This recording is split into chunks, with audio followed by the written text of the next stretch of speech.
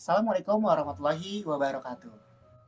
Halo, perkenalkan, nama saya Farah Ramadan. Saya berasal dari Universitas Mercu Buana, Fakultas Ilmu Komputer, jurusan Sistem Informasi. Di sini saya akan membahas tentang tugas besar satu yang diberikan oleh dosen kita semua itu Ibu Nur Aini STMMSI. Di sini Ibu Nur Aini mengampu mata kuliah algoritma dan struktur data. Oke, langsung saja kita mulai ke pembahasannya.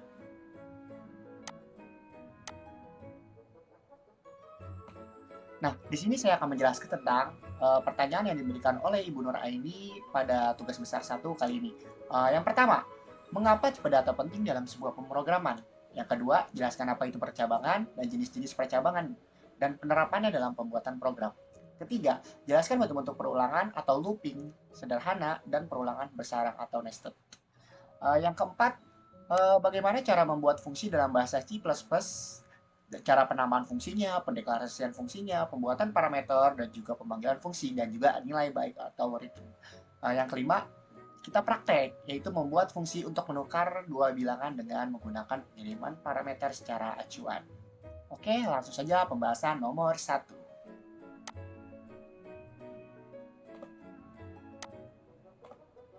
Pembuka. Baik, marilah kita langsung bahas satu persatu dari pertanyaan sebelumnya. Ya kali, gas gue. Satu, mengapa tipe data penting? Yuk kita simak penjelasan berikut.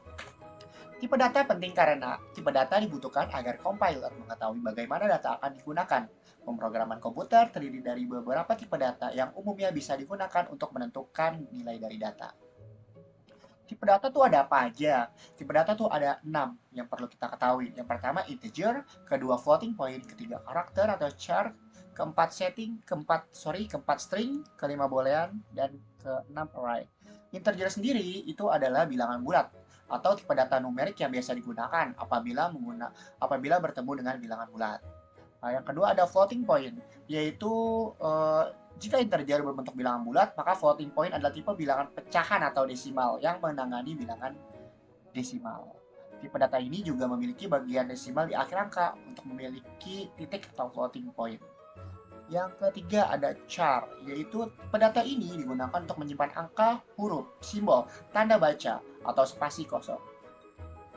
Yang keempat ada string. Nah, ini tipe data yang sering digunakan oleh programmer ya.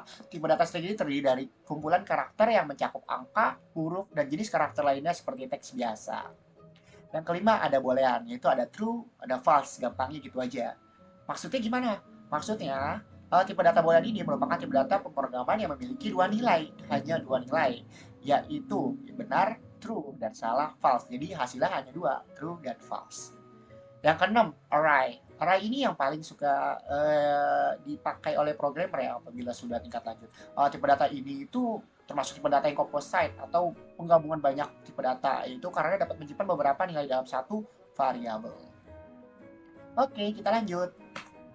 Nomor 2, percabangan dan kenapa dinamakan percabangan? Apakah itu percabangan? Percabangan apa itu? Masih semangat kan? Yuk kita simak lagi. Percabangan atau sering disebut if atau else. Kita perlu memahami percabangan. Istilah ini sebenarnya untuk menggambarkan alur program yang bercabang pada flowchart. Jika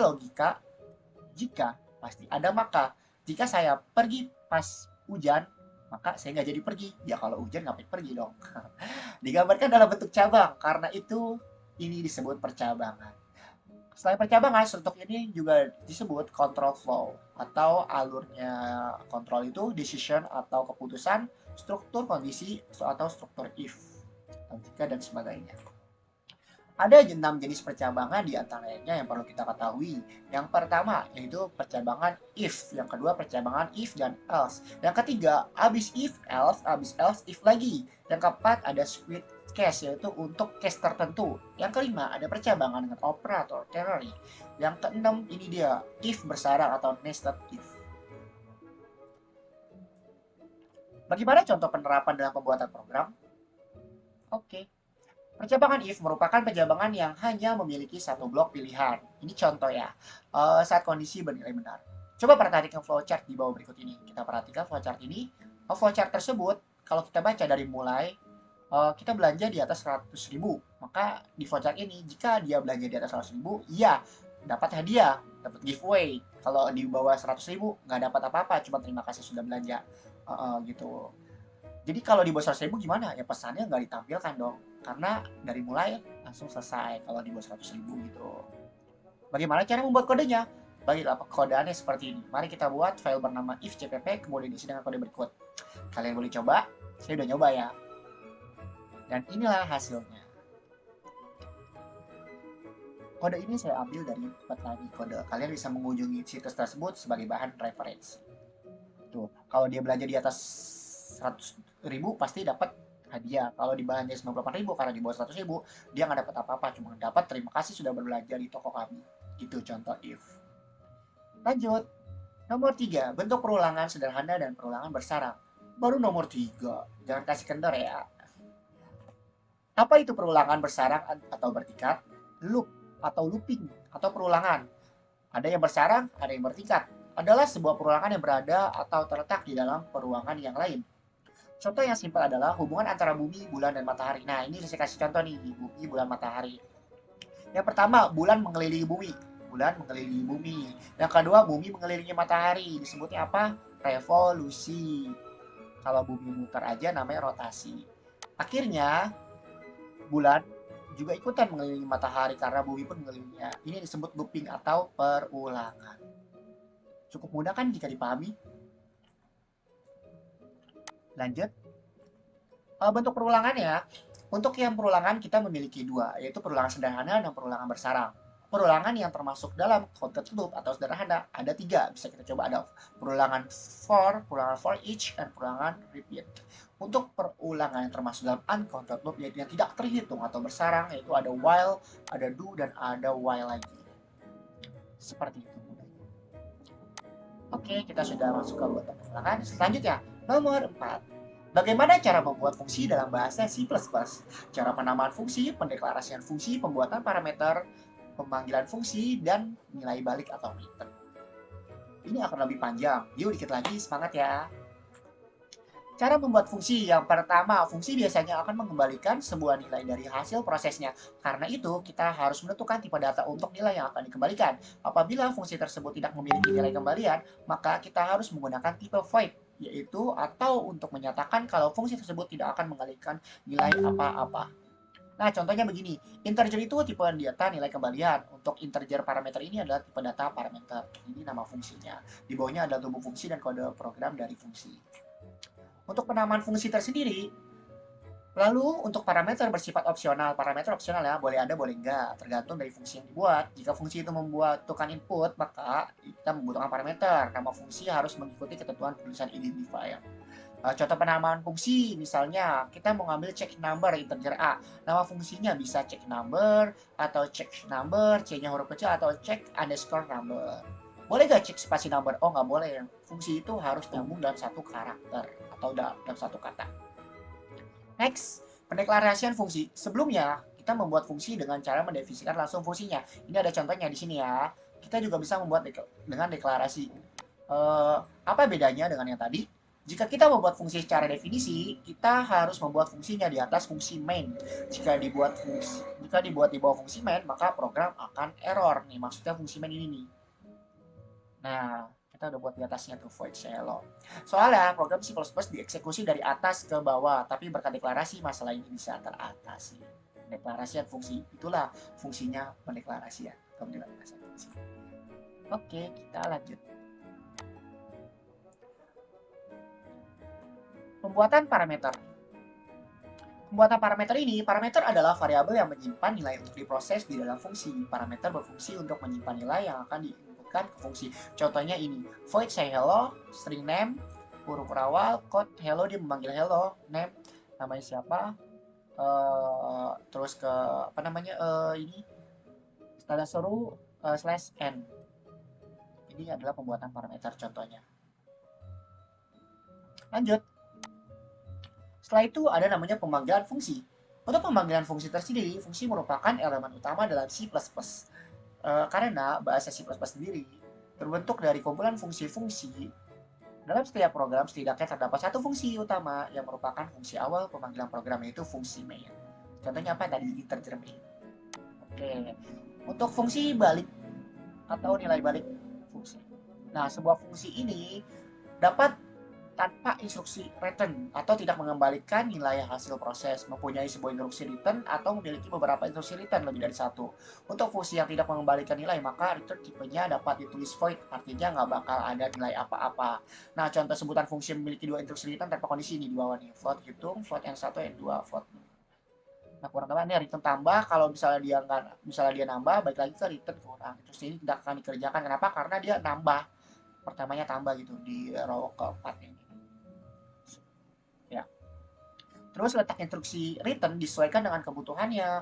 Saat diproses, instruksi return memindahkan kontrol proses dari fungsi yang sedang aktif kembali kepada fungsi pemanggil. Jika setelah instruksi return ada instruksi lagi, maka instruksi tersebut tidak akan dikerjakan. Jadi kerjakan cuma yang tambah doang, yang kurang enggak. Karena yang pertama itu tambah.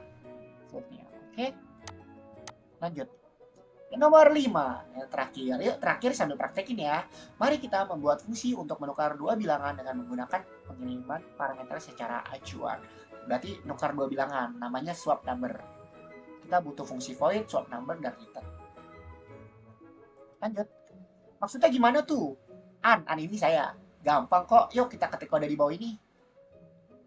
Ketik ya. Saya udah selesai. Jadi saya tinggal ngasih contohnya. Sebentar, saya pindah ke bawah. Setelah diketik, beginilah hasilnya. Penasarannya jadi gimana? Yuk simak. Nah, beginilah jadinya. Nah, pertama kita masukin include username space std, void swap number, kita naruh integer dan temannya di x, dan lagi y, integer temp ini untuk sementara ya. Terus kita masukin sama dengan y sama dengan x sama dengan temp, integer main. Masukin x sama dengan 2, y sama dengan 3. Nah, ketika di awal dia akan masukkan x sebagai 2 dan y sebagai 3. Ketika di swap number di sini, maka dia akan terbalik, x-nya yaitu 3 dan y-nya itu 2. Nah, contohnya di bawah nih. Sebelum memanggil fungsi penukaran dua bilangan, x2 y sama dengan 3, dan setelah memanggil fungsi penukaran dua bilangan, x3 dan y sama dengan 2. Begitulah maksudnya. Masih kurang jelas? Nih saya jelasin lagi. Sebentar kak, aduh aku bingung sama yang ini nih, bingung jadi mana. Fungsi function void. Nah, void adalah sebuah fungsi function yang ada dalam sebuah bahasa pemrograman C, entah itu C++ atau C#. Fungsi ini tidak mengembalikan nilai keluaran, return output yang didapat dari hasil proses tersebut. Yang kedua, swap number. Swap number itu fungsi yang digunakan untuk menukarkan dua buah nilai. Tadi dari x2 y3 ditukar, x-nya 3 y-nya 2, dibalik kan? Yang dibalik nilainya bukan XY-nya, tapi sama aja sih ya. Silahkan dipikirin. Fungsi ini sangat dibutuhkan ketika kita hendak membuat aplikasi pengurutan data atau sorting.